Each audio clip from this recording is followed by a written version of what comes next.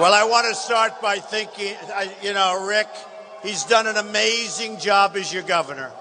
He's done an amazing job, and he's a great guy, and I want to thank Rick. And I want to thank Pam. She has been an incredible source of inspiration for everybody in this room. So I want to thank Pam and Rick and everybody else that's been here, and the support that we've had in Florida has been incredible. Very important state. Number one, I'm here. I'm always here. You know, I have a lot of places in Florida. We have a lot of employees. We pay a lot of money out to the employees. They have great health care. They have great education for their families, and I'm very happy. So I love being with you this morning. Very special. Thank you. Thank you. You know, it's a little bit different world. I'm just watching the television, the news, and in France, they have all sorts of problems. They have this massive soccer tournament. They don't know whether or not they can even hold it. They're absolutely petrified about radical Islamic terrorism coming up, and they don't know what to do. Should we hold it? Should we not hold it? The police are afraid. We got to get tough, folks. We got to get tough. We got to get smart. We got to be vigilant. We got to take care of people. We don't want division, but we've got to be smart. I mean, you can't have this happening. This is all over the world right now. In our country right now, we're allowing thousands of people, thousands upon thousands of people to come into our country, and we have no idea who the hell they are. We have no idea. They're coming in from the migration. And you look at the migration, and I look at the migration, and I say, how come there's so many young, strong men?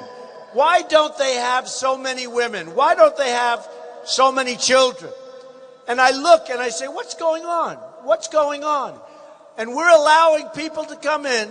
There's no documentation. There's no paperwork. We don't know who they are, where they come from. We don't know. Is it Syria? Is it something else? Is it ISIS? Maybe. You know the story of the Trojan horse. This could be the ultimate Trojan horse, folks. These are smart people. They know what they're doing. We have no leadership. We have a president that's, as far as I'm concerned, he's incompetent. And now he's going to be campaigning for crooked Hillary Clinton, okay? He's going to be campaigning. So I look at what's going on, I see what's happening, and I've had a lot of vision. I've had some pretty good vision. I said, don't go into Iraq. You're going to destabilize the Middle East. They went into Iraq. And I said it right from the beginning. Remember that. They said, well, maybe in 19 whatever. Let me tell you, I was early. And I was from the beginning. Because it was going to destabilize the Middle East. And then they say, oh, Donald Trump is very tough. He's got a tough temperament. He's got a tough tone.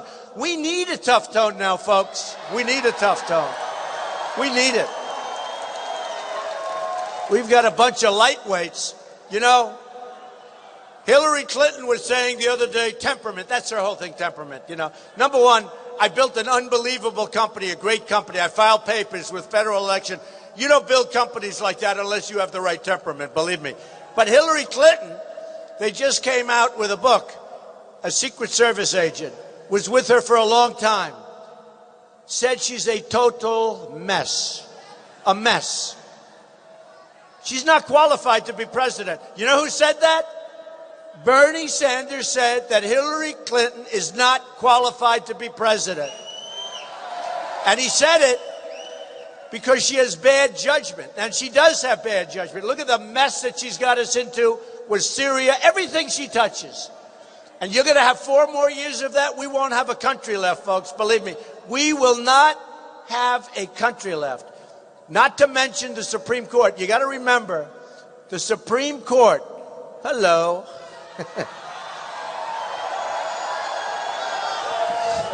Thank you. Thank you. Is there any place better than a Trump rally? Is there any place better? Right? Even on a Saturday morning, look at these crowds. I mean, we have crowds. You know, folks, I'll tell you what. Look, here's a Saturday morning in Tampa. We could be doing other things, right? There are other things to be doing. And you look at the crowd. By the way, I was just informed we're 2 points up in Florida, and we haven't even started yet. Okay? We haven't even started. And after this, I'm going to Pittsburgh. We'll be in Pittsburgh this afternoon, and we're going to do great in Pennsylvania. You know, the interesting thing is a lot of these states were not really states where the Republican was supposed to do well. And you're traditional. I guess I'm not traditional. You know, one of the reasons I'm not? Remember Jeb Bush? He used to say, he is not a conservative. He is not a conservative. I am actually conservative. But you know what? You know what I am? I'm for what works. Like on trade, they said, on trade. They say, we want free trade, so do I. But to have free trade, you need smart leaders. We don't have smart leaders. We have dumb leaders, okay? So we have to do. So here's the story on trade. They said, do you like free trade? I said, yes. Well, what's your policy on trade? You know what I said? I want to make good deals for the United States. That's my policy on trade. It's very simple. I don't care if it's free. I don't care if it's totally unfree. I want to make good deals for the United States because the United States is getting ripped off by every single country virtually in the world. Every country is taking our money and taking our jobs, and we have people that are political hacks negotiating the biggest deals in the world, and they don't know what the hell they're doing. And we have the greatest business people in the world, many of whom have endorsed me. Carl Icahn, all these guys, they're all endorsing me. And they don't want to get paid money. For them, it's a game of poker. It's a game of chess. They want to go against China. They've done great against China. I've done great against China. And I do really well. I like the Chinese people. I love the Mexican people. I have so many Mexicans working for me. I love all these countries. I don't hold anything against people. I hold it against our leaders for being so totally, grossly incompetent because they don't know what they're doing. And you look at these trade deals, and you look where China, as an example. Hey, look, the biggest bank in the world is a tenant of mine in a building in Manhattan from China. I sell condos to people from China for a tremendous amount of money, tens of millions of dollars. I love these people. I love these people. I own the big chunk of the Bank of America building in San Francisco, comes through China, through an indirect, wow, very complicated, but through China. We can do great with China. And by the way, China is ripping us off, so is every other country. China is ripping us off. They're the #1 abuser because what they do is they devalue their currency. Do you ever notice? Whenever they have a little problem, we start to cut in, they devalue their currency, knock our companies out of business. They knock us out of business. And again, I'm not angry at China. I'm angry at our leaders, if you call them that, our leaders. I'm not angry at China. I'm not angry at anybody. I'm angry at our leaders because they don't know what they're doing. They don't know. And we're not going to have a country. I'll tell you what. I didn't need to do this, folks. You know, in all fairness, I didn't need to do this.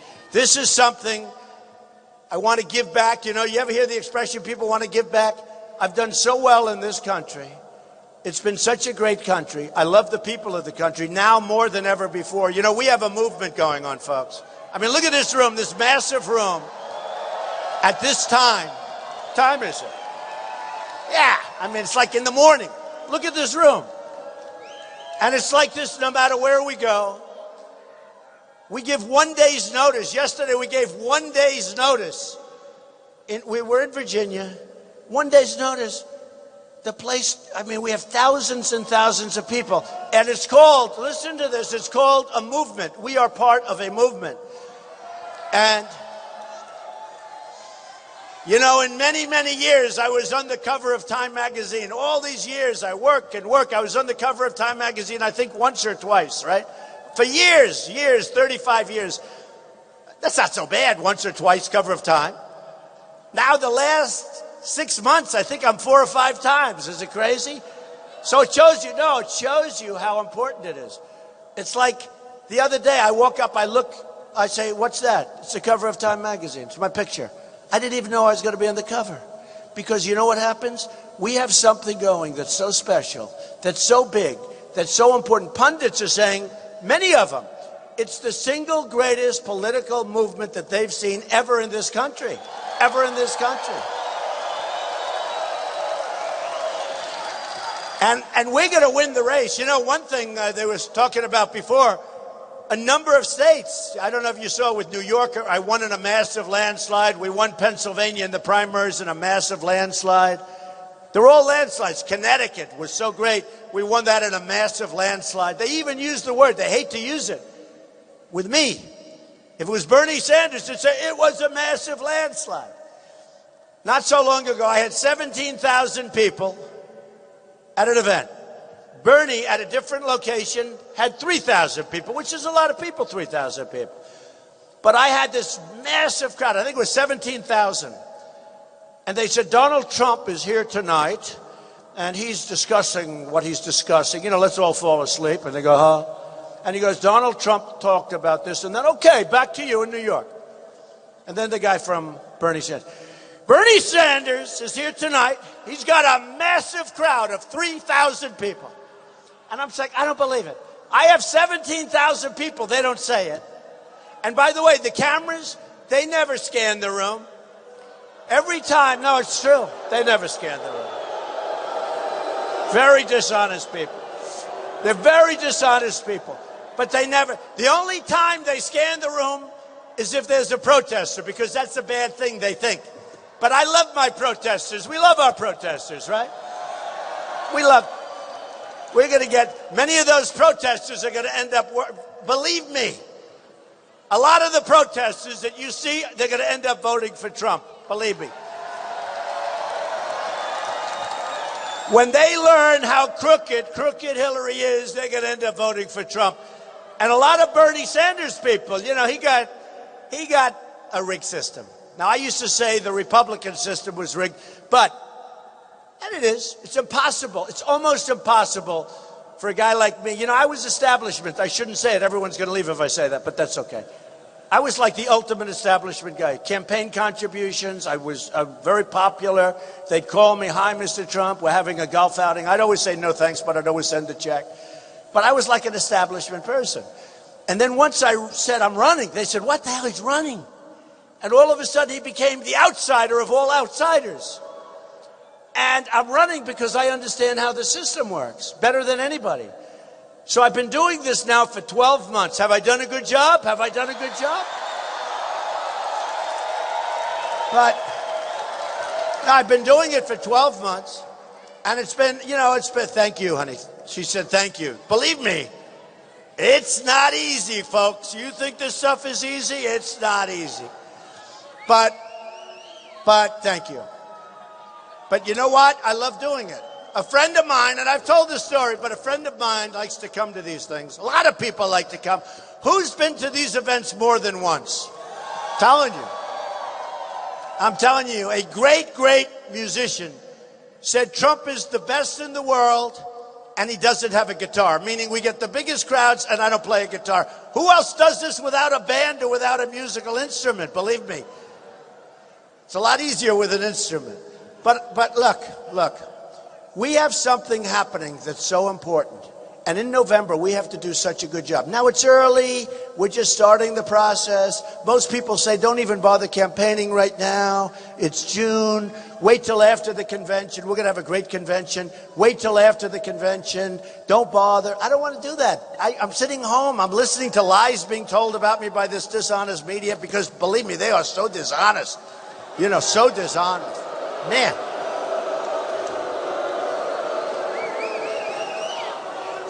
I watched this poor, sad Mitt Romney this morning. He suffers from misogynist. I don't think he knows what misogynist is. He suffers from, and he's sitting like a real stiff. Don't forget, this guy let us down, folks. He choked, and he let us down. And we're not going to let it, and he knows that's, hey, look, he doesn't like Trump because I said, you can't give him a third chance. He lost the first time. He really lost the second time. And the second time was a race that was an easy one. We had a failed president. We had a president who's a disaster and was a disaster. And at that point, he was even lower than he is now.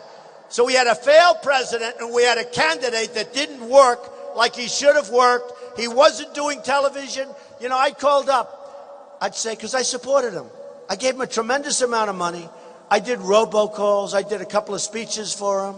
Frankly, if they would have used me in Florida, he would have won Florida, but they're not smart enough. They would have won Florida. But you know what? I worked for him. But then when I heard he was going to run again and I was thinking about running, I let him know. I said, the guy's a stone-cold loser. He choked, and when you're a choker, you can never give a choker a second chance. It's too important. A choker is a choker. You see it in sports. You see it in sports, folks. When the guy misses the kick, you get rid of him. You get another one in there. They miss the big shot, you get him out of there, folks. I don't know. That's the way I feel. We couldn't take a chance. You know, so I backed John McCain, and he lost. And his was a tough situation because, frankly, I'm not sure Abraham Lincoln could have won that speech with what was going on. But I backed John McCain, and he lost. I backed Mitt Romney, and he really lost. And then I said, you know what, folks? This time, we're going to do it ourselves. We're going to win. We're going to win. No more games. No more games. No more sitting there saying, I think he's a racist. I am the least racist person that you've ever met, believe me. The least racist person. I get a call yesterday as an example. Street smart guy, but very street smart. Don King, you know Don King, the boxing promoter.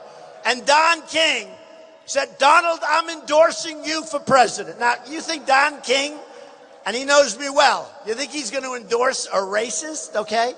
So, you know, it's a sad situation when people, but you know, we're going to win. But if it ever happened where I didn't, I go off into the sunset, folks. Good luck in 4 years. You go off into the sunset. You don't sit there jealous and sick to your stomach. You go off.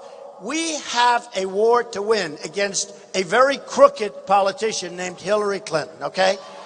I don't want to waste a lot of time trying to defend ourselves against these phony people that are, I don't know, they've got something.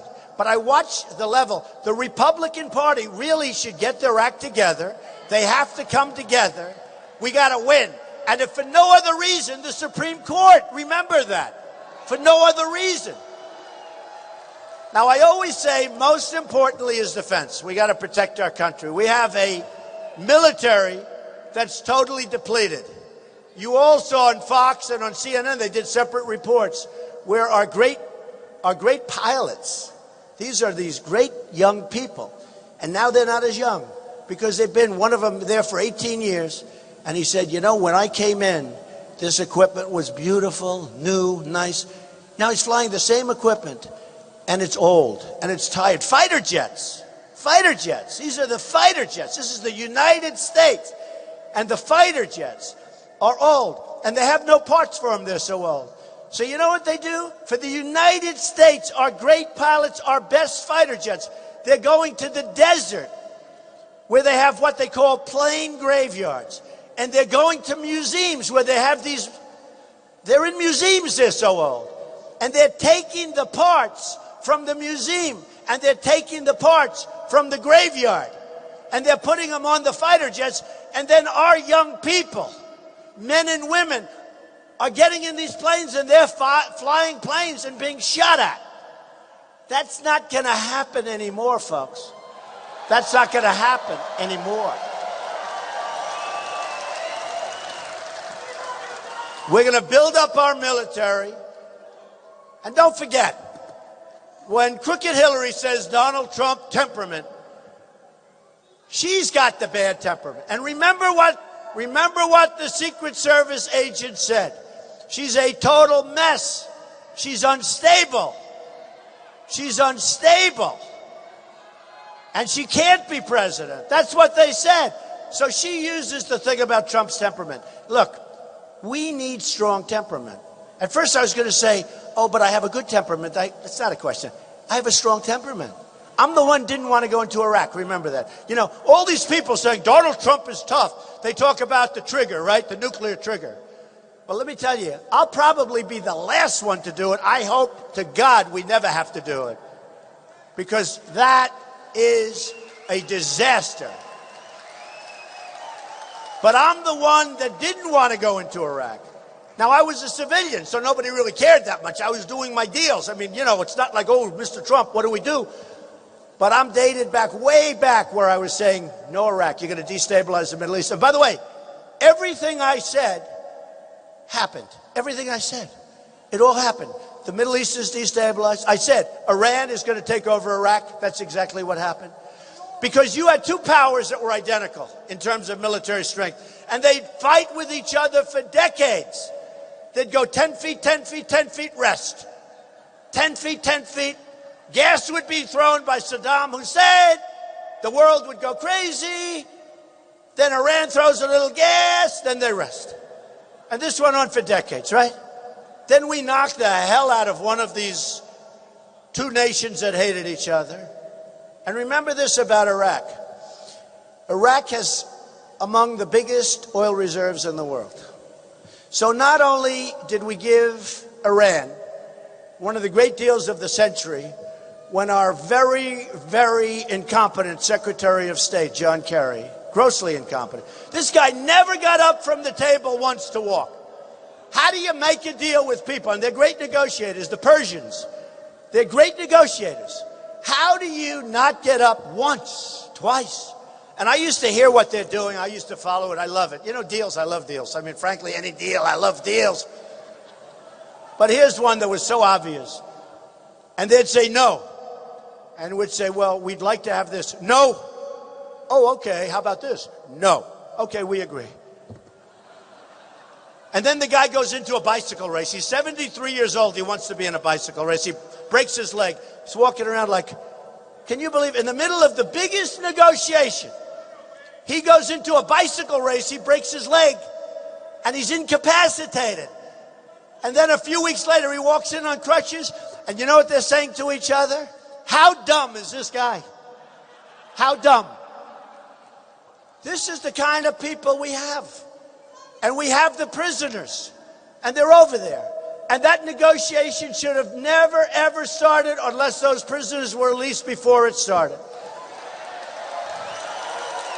And the first meeting should have been with John Kerry or anybody saying, sorry, folks, we cannot do this negotiation as long as you are holding our hostages. We can't do it.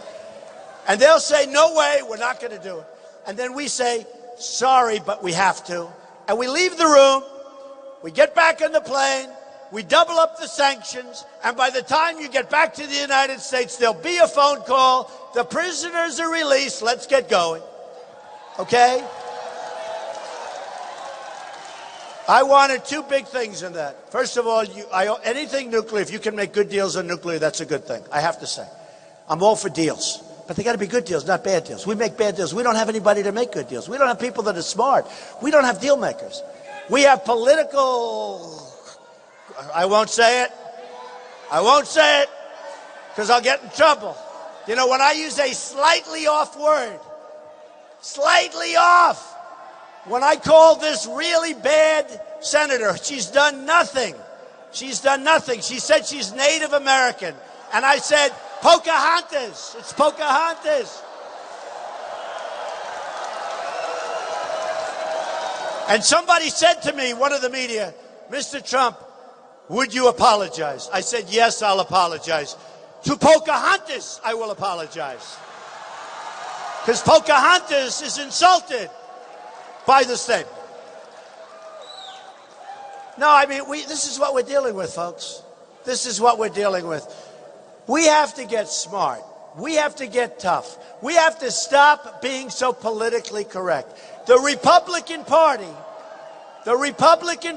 and our leaders, we've got to get down to business. We can't be, I mean, I've had more opposition from the Republican Party than I do from the Democrats. It's crazy. With that being said, I think it's coming together. I think it's coming together. Don't forget, I'm an outsider. They're not used to it. You know, we had 18 people. And then one after another, boom, boom, boom, boom. And some of it wasn't nice. You know, Jeb Bush was favored to win. And I would say he doesn't like me too much. You know what's interesting? Guys, there were a number of them. But they signed a pledge. The reason they wanted the pledge was because of me. They wanted me to sign the pledge. I would have honored the pledge. If I didn't make it, I would have honored the pledge. And it would have been hard to do, actually, because for some of them, it would have been very hard to do. But I would have honored the pledge. So they sign a pledge. They go into the RNC. They use all of their information because they signed the pledge. So they took, I guess you could say, millions of dollars worth of free information. And then they lose. And they don't honor the pledge. You know, I'm from business. We sort of have to do things like we honor things, right? They sign a pledge, they don't honor a pledge. So the Republican Party has to be tough, has to be smart. And if they're not tough and smart, I'm going to win, but a lot of other people won't. I'm telling you, that's what's going to happen. We have a couple of senators, we don't want to endorse Trump. That's okay. I don't care. If they don't endorse me, that's fine. I'm not going to campaign. I have 1 or 2 states where I'm leading in the state, and they're doing poorly, and they don't want to endorse me. And I'm saying, what the hell are they doing? You know, what are they doing? And I don't care. But we could have a case where I win and many others don't. And I'll tell you what's going to happen. If that happens, then I have a Senate without the majority, which would be bad, because I'd love to see the majority. I was with Mitch yesterday. I would love to see the majority. But the Republicans have to stick together. They have to be smart. And they have to be tough. Because, you know, one thing I'll say about the Democrats, to a much greater degree, they stick together. They stick together much more so than the Republicans. Nobody's ever been able to explain why. But the Republicans have to be tough because we have the better ideas. We have the better ideas. And my ideas are better than any of them, believe me. My ideas are better than any of them. Because many people, Democrat and Republican, say you're too tough on trade. Too tough? I'm not too tough on trade. When we lose $505 billion, we have a trade deficit with China. $505 billion. And then they say, you're being a little bit tough on China. We have rebuilt China, folks. We've rebuilt it. You go there, you see airports, the likes of which we've never seen. You see trains that go 250 miles an hour. We have the Long Island Railroad, which is always dear to my heart. Chug, chug, chug, chug. We will be out of service for the next 1 week. We're fixing the tracks. You know. No, I mean, it's a whole different thing. The Trump train. The Trump train. That was very good. Who said that? Who said that? Somebody over there said, we got the Trump train. That's a very good. Hey, I would have never thought of that one. Well, the Trump train is going 600 miles an hour, folks. I'll tell you that. But we've got China, and they laugh at us. They think we're stupid people. They think we're like our leaders. They look at all of us, and all of us are disgusted. That's why I'm doing well. I mean, this is my first stop in Florida, my first campaign stop. You know, again, everybody said, oh, wait till after the convention. I can't wait. I'm dying to get going. What am I going to do? Play around a golf? It's boring. I want to do this. I want to do this. But then you have Mexico. Mexico is ripping us off so badly, folks. Mexico is killing us. Mexico, and nothing against Mexican leaders. I have respect. In fact, one of them, Vicente Fox, he was the president of Mexico. He was on CNN. It's all right. And he said, we will never pay for that. And he used the F word, right? And I said, oh, he's going to get killed using the F word. Can you imagine if I used the F-bomb? It'd be the electric chair. Here's a guy, and he used the F. He said, we will never pay for that F-bomb wall, right? I said, oh, he's dead. Nobody even mentioned it. Nobody even mentioned it. But I was happy because a year ago and 2 years ago, he said, we'll never have a wall. Now he's saying we'll never pay for the wall, so he's assuming the wall's going to happen.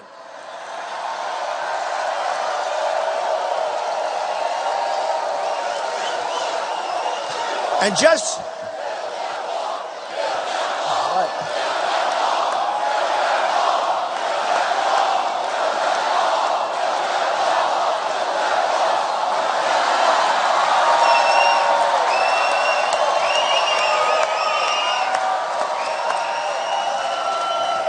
Folks, ready? America first. Very simple. America first. It's America first. We got to build the wall. You know, 16,500 Border Patrol agents endorsed me. They endorsed me about 3 weeks ago. And I was very honored by that because they have never endorsed a presidential candidate before. And by the way, before I forget, the NRA, the National Rifle Association, endorsed me last week. And for you incredible folks in Tampa, you know Hillary Clinton wants to abolish the Second Amendment. She wants to take your guns. Who has guns in this place? Wow. Wow. And what would you say if somebody came along and said, we want to take that gun away from you? She wants to take your guns away. That's what she wants to do. She wants to take your guns away. Essentially, she wants to abolish the Second Amendment. And, you know, when you look at Paris, where they had 130 people killed viciously, and it's just boom, boom, boom, boom. Hundreds of people went to the hospital. Many of those people are still there. They'll never be the same. Just destroyed, right? Destroyed. Totally destroyed. If there were guns on the other side of that room, or if in San Bernardino, 14 people killed by radical Islamic terrorists who became radicalized. And these were people that gave a baby shower to the child of these people that killed them. I mean, what's going on? We got to know what's going on here, folks. 14 people killed, many people in the hospital to this day. Okay, 14 people killed. Let me tell you, if you, with the beautiful red hat, make America great again, if this woman here with the blue, if a few of you had a gun right here or a gun around the ankle and bullets were flying in the other direction, number one, they may never have come into the place because they would have said, there are guns in there. I don't want to go in there. But at a minimum, the carnage would have been very, very, very substantially less. Let the bullets go in the other direction. Boom, boom, boom. Believe me. Believe me. Remember when our 5 great soldiers, a little more than a year ago, were killed? These were 5 great soldiers. One of them was like a world-class marksman. And on a military base, it was a gun-free zone. Can you imagine having a gun-free zone on a military base? These people are about guns, and they know how to use guns, and they're protecting us with guns. So they have a gun-free zone. These are 5 great soldiers, one of them world-class marksman, one of the top there is. So they're sitting there, their guns are probably 200 yards away in a safe or something. And they're sitting there, and this whack job walks in and kills them all. There wasn't a thing they could do. So we're going to make things right again in this country, folks. We're going to make things right. We're going to make great trade deals. We're going to build the wall. We're going to build the wall. And, okay, are you ready? Who's going to pay for the wall? Better believe it. You better believe it. So, and we're going to end up having a great relationship with Mexico. We're going to end up having a great relationship with China. Mexico will pay for the wall. You know, when I was on the stage with the debates, I didn't know what I was getting. I never debated professionally before. Many of these politicians, that's what they do. That's what, you know, it's all talk, no action stuff. So that's what they do. They debate. They don't get anything done. They debate. So I went on every single poll of every single debate. And I have to, when I say this, all this, you know, sleazy people back there in the press. So I have to be careful. But when I debate, every single debate, every single poll. Now you have Drudge, a fantastic guy. You have Time Magazine. You have Slate. You have all these different polls. You know, there are polls now for everything. They have a poll for everything. No matter what it is, if you go to the bathroom, they have a poll. How many times in a day? But they have a poll for everything. And every single poll of every single debate, they had me winning the debate. Is that good? Is that good? Every single. And, which was a great honor. But when I look at it, and here's the thing, I was center stage in every debate. You know the way guys kept falling off the ends? You know, they kept falling off. I said, Jeb, you're not going to be here much longer. You're pretty far down there, Jebba. You're not going to be here much longer, Jeb. You got to get tougher, Jeb. I don't think he's going to endorse me. Do you, folks? I don't think so. Who the hell cares? Who cares?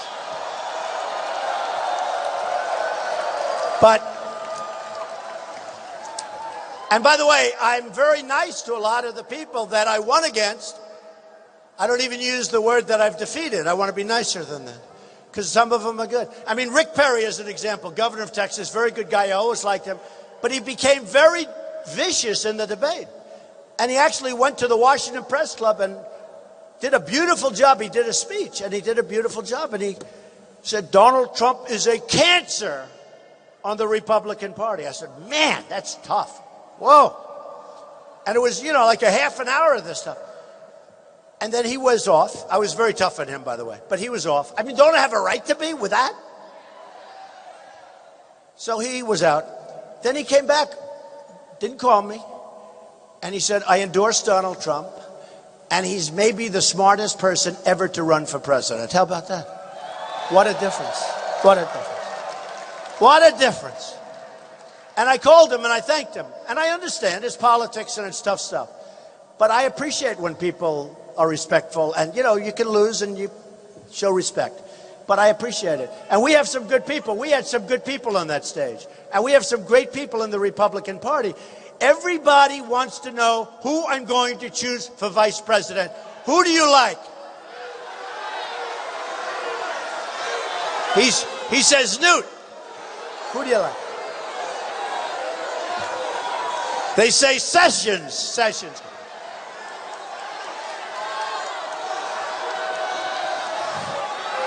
He says Condi Rice. Who else? Who do you like?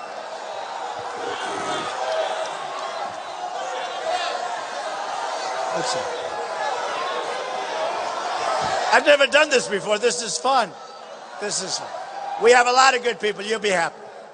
You're going to be happy. And we have some unbelievable people for different positions, like Homeland Security, like Attorney General. Don't forget with Hillary.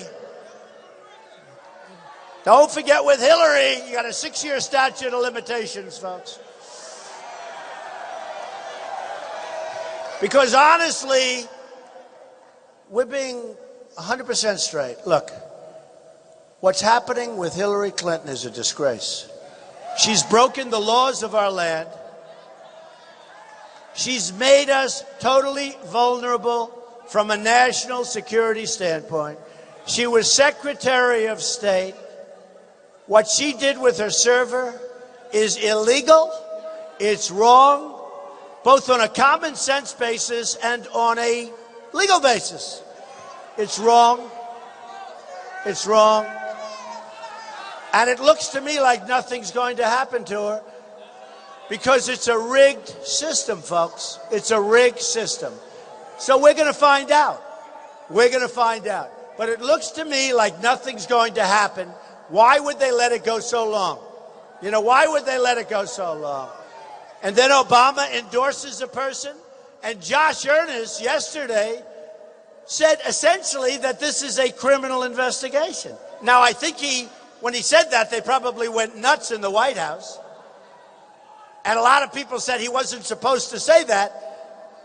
But he probably said the truth. But when you get right down to it, how do you endorse somebody that's under criminal investigation? And we'll have to see what happens, folks. But people that have done 5% of what she's done, whether it's General Petraeus or many others, they've done nothing compared to what she's done. They have been forced to pay a price that you wouldn't believe. It's destroyed their lives.